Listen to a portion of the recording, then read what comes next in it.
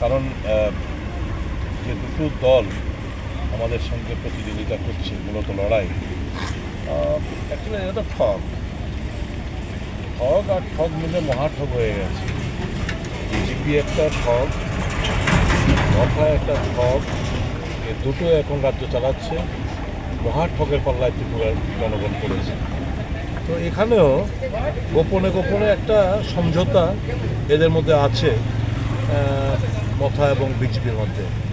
মানুষের কাছে একটা বাহ্যিক একটা দেখাচ্ছে যে আমরা আলাদাভাবে লড়াই করছি, কিন্তু ইনার কিছু কিছু জায়গায় এমন পরিস্থিতি যদি এরকম হয় যে কেউ অ্যাবসলিউট মেজরিটি পেলো না, দেখবেন দুটো মিলে আবার আতাত করে এডিসি দখল করছে।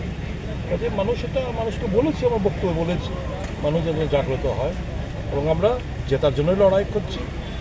সঠিকভাবে যদি ভোটে প্রতিফলিত হয় জনগণের চিন্তা ভাবনা, নিশ্চয়ই আমরা এই আসন আমরা জিতব বলে আমাদের ধারণা।